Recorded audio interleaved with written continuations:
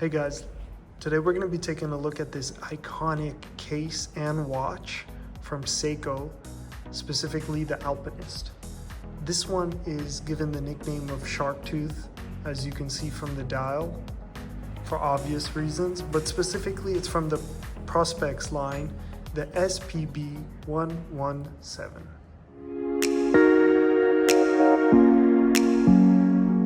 Okay guys, let's get into it. So here we can kind of see a standard affair Seiko white outer box with the specifics of the SPB 117 from the Prospex Luxe line. So it comes with this kind of standard outer box, and then you're gonna have this inner box here with the tissue paper to help you lift the actual watch box.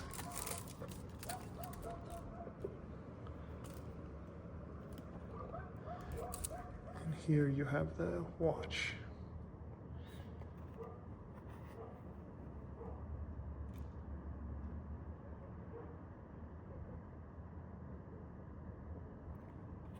And let's take a look at this tag right here.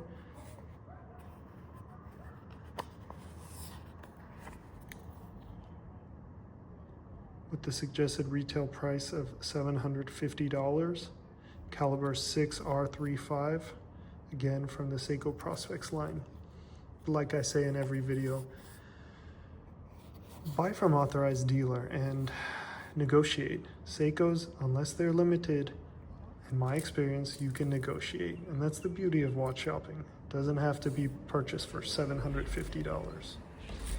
I think I was able to purchase this from Trifecta Watches for, I believe, 25% off of the retail price. So I always encourage you to consider building a relationship and negotiating. Let's get a little bit of a closer look before we get some measurements of the watch and the iconic case. So remember, this comes from the SARB line, so it's gonna have a similar case to the SARB with those iconic Seiko curves.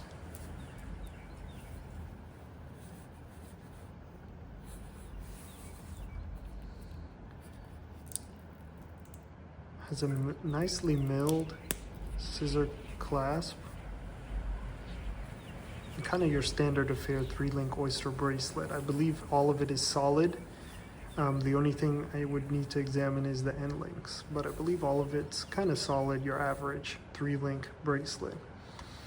The part that this watch, in my opinion, really shines is kind of the finishing. So we'll take a closer look at that here in a minute. Let's just get some measurements.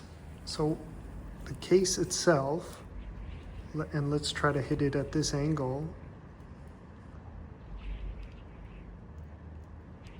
38.9. I believe it comes in at 39 when you read online.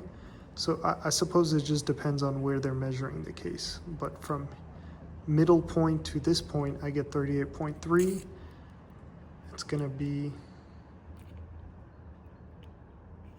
approximately 12.8 thickness, not including the Cyclops, and that's including a exhibition case back, which of course is going to add thickness. I think a lot of people would have been happier to see a closed case back, because not only it would be thinner, this is a sports watch, but kind of going along with its original heritage, having that Alpinist logo on the back. On this line, in this version, there's no place it actually says Alpinist on it. So that's kind of disappointing for those who are into these things. It's gonna have a 20 millimeter lug width. So that makes it very versatile. And then lastly, it's gonna have a approximately 46.3 lug to lug, which is probably a little bit longer than your typical Seiko, because it has a little bit longer of lugs, but still highly manageable. Let's use this time to get a little bit of a close-up. So I want to highlight some of my favorite features of this watch. It's that case finishing. So unlike the Seiko Sarb, which has more of like kind of a stepped approach, this has that iconic, at least for me with Seiko, the transitioning from the brushed to polish. So you see the sides are completely polished, and then the tops are this linear brushing, and then there's this kind of chamfered relief in between, and with that crispy transition between brush to polish. I think this really elevates the case above the Seiko Sarb 033, and because that has more of this kind of layered effect. I preferred this sharp transitions between the two. So I'd say this is one of the highlights. And in addition to, in comparison to the Seiko Sarb, this has a bigger bezel. Let's take a look here at some of the close-up of the dial. So one thing I have noticed, unfortunately, the only real QC I can complain with is the Cyclops is slightly tilted, where the innermost portion is a little bit higher than the outermost portion.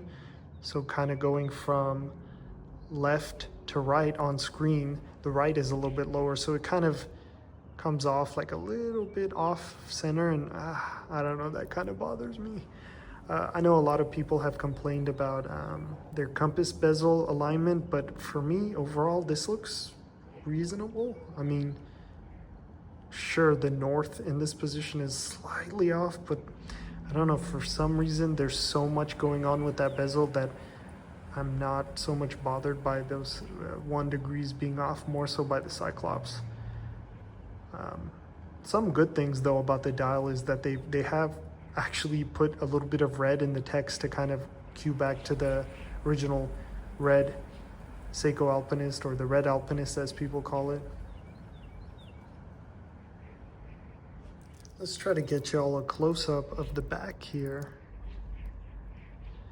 Not much to write about, particularly when they stamp Seiko down the middle, and not much of a movement to look at.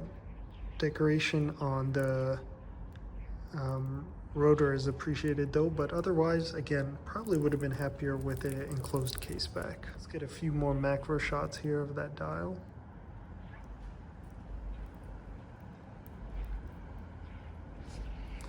I do appreciate a little bit of clear AR coating better than, again, comparing to the Seiko Sarb. But of course, this is a newer watch.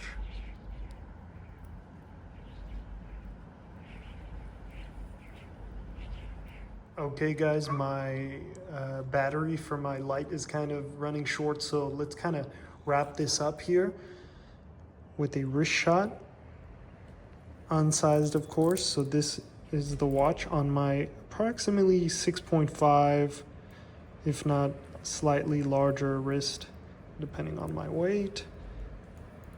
So it just wears beautifully.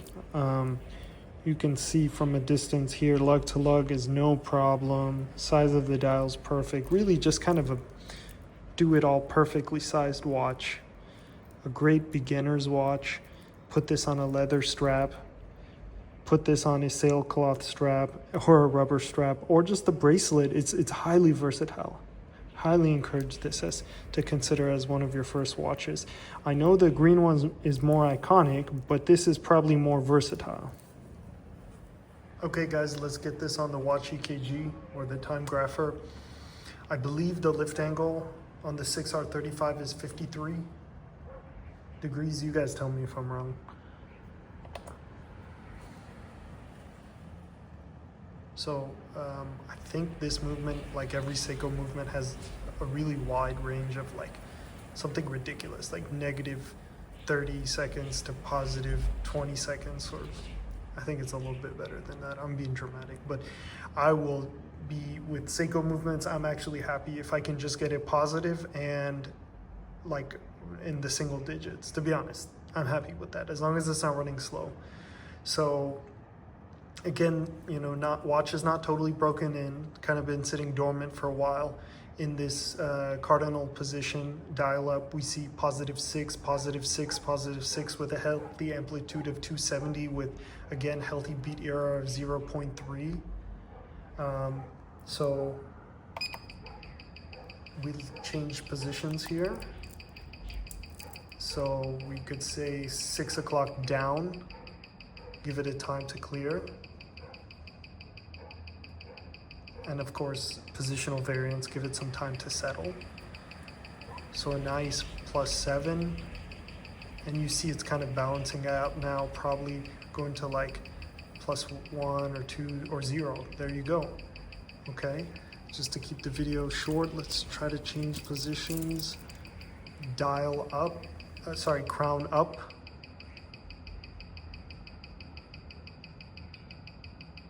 And again, it's going to be okay if it's negative, given that the cardinal position is positive. So just to try to balance it out on risk. So it actually looks close to 0 again.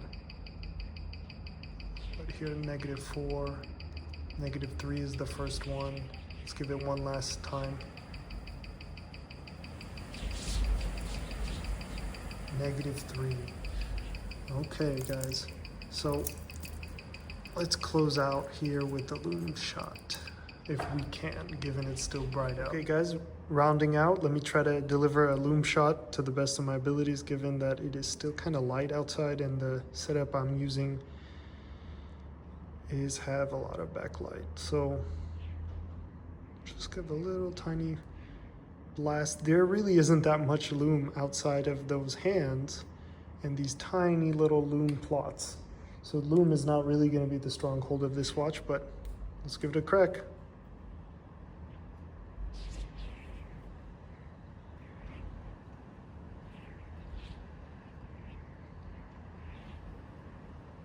Okay guys, thank you for watching. Comment and I'm going to definitely reply. Bye.